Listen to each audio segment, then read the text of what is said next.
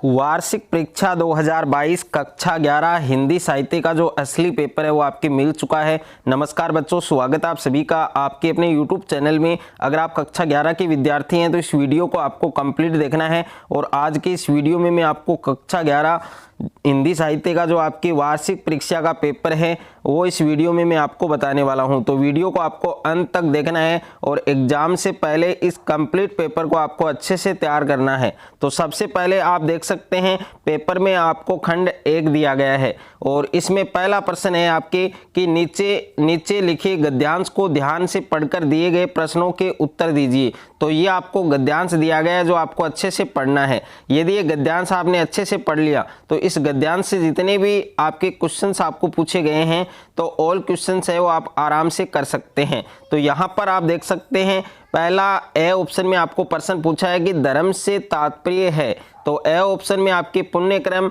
और ब में आपके सदाचार, स में आपके सत्कर्म और द में आपके उपरोक्त सभी। तो इस प्रश्न का भी आपको सही उत्तर है वो बताना है। उसके बाद में ये आपके दूसरा प्रश्न है और तीसरा प्रश्न पूछा गया है कि परोपकार किसे कहा गया है और प्रश्न संख्या 4 है आपके जो आपके द ऑप्शन में पूछा है कि धर्म का क्या अर्थ है और ये ऑप्शन में प्रश्न पूछा है कि मनुष्य का परम कर्तव्य क्या है और रे ऑप्शन में प्रश्न है आपके कि मनुष्य का जीवन कैसे सफल हो सकता है और ले ऑप्शन में है कि गोस्वामी तुलसीदास ने परोपकार के लिए क्या कहा है और उसके बाद में वह ऑप्शन में प्रश्न है कि प्रकृति किस प्रकार परहित करती है।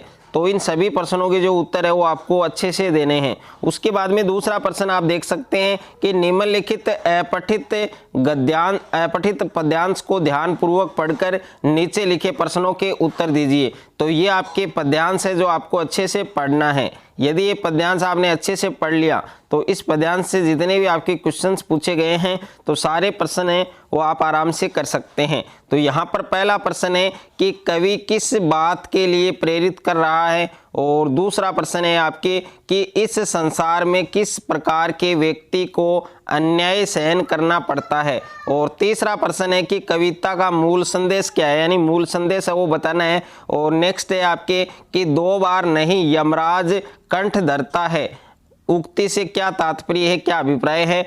और नेक्स्ट है आपके कि प्रस्तुत काव्यांश की काव्यगत विशेषताएं हैं वो बतानी है। और नेक्स्ट है आपके कि प्रस्तुत काव्य में किस रस का प्रयोग किया गया है। और उसके बाद में प्रश्न है आपके कि भले व्योम फट जाए में कौन सी शब्द शक्ति है। और नेक्स्ट है आपकी मरता है जो एक ही बार मरता है, इसका भावार्थ है वो आपको लिखना है। उसके बाद में आप देख सकते हैं पेपर में आपको खंड 2 दिया गया है यानी सेक्शन बी दिया गया है और यहाँ पर रचनात्मक व व्यवहारिक लेखन है। तो इसमें तीसरा प्रश्न है आपके कि किसी मतदान केंद्र के दृश्य का वर्णन कीजिए और अथवा में प्रश्न है आपके कि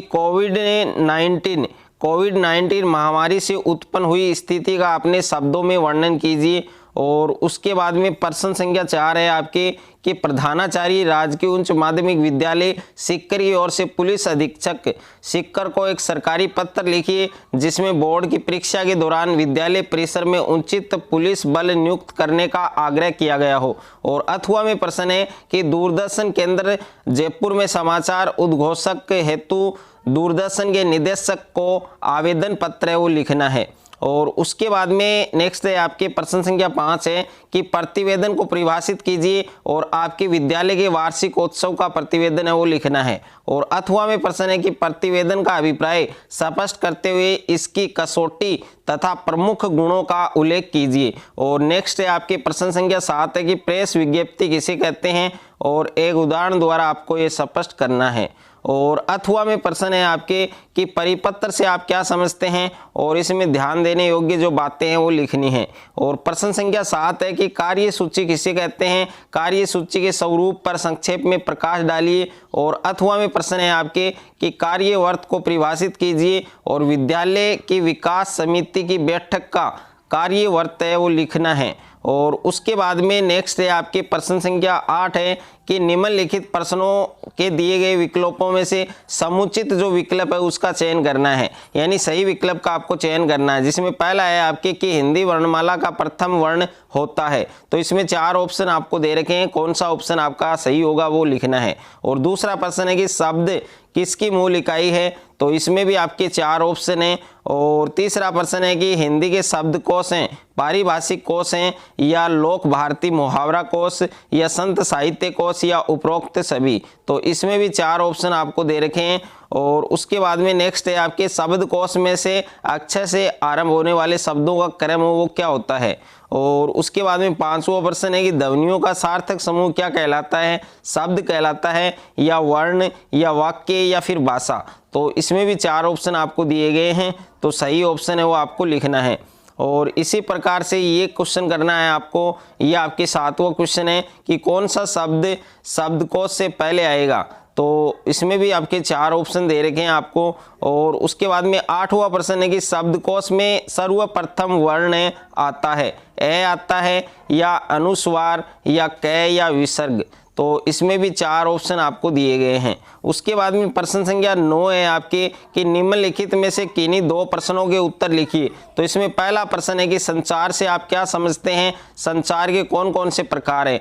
दूसरा प्रश्न है कि जनसंचार किसे कहते हैं, इसकी विशेषताएं और प्रकार लिखिए। तीसरा प्रश्न है कि समाचार लेखन के 6 प्रकार कौन कौन से हैं, और समाचार लेखन में क्या क्या सावधानियां होनी चाहिए।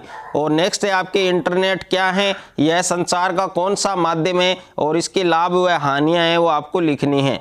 और उसके बाद में खंड 3 है, और खंड 3 में आपके पाठ्य पुस्तक जो अंतरा है उससे रिलेटेड क्वेश्चन है। तो यहाँ पर 10वां प्रश्न है आपके कि निम्नलिखित पद्यांश की सहप्रसंग व्याख्या कीजिए, तो यह आपको पद्यांश दिया गया है, और इसके अथवा में भी एक पद्यांश है, तो इसमें से आपको एक पद्यांश की सहप्रसंग है वो व्याख्या है वो आपको करनी है। उसके बाद में प्रश्न संख्या 11 है आपके कि पाठ्य पुस्तक में कबीर के संकलन पदों में कबीर ने हिंदू और मुसलमानों के किन आडंबरों और कुरीतियों की निंदा की। और अथवा में प्रश्न है कि पद्माकर प्रकृति की विभिन्न छवियों के कुशल चित्रकार है, और पठित कविता के आधार पर आपको सिद्ध करना है। और प्रश्न संख्या 12 है कि बादल को गिरते देखा कविता के आधार पर वर्षा ऋतु का वर्णन कीजिए। और अथवा में प्रश्न है कि बांसुरी बजाते समय श्री कृष्ण की छवि किस प्रकार की हो जाती है। और उसके बाद में प्रश्न संख्या 13 है आपके कि कोई 3 प्रश्नों के उत्तर दीजिए,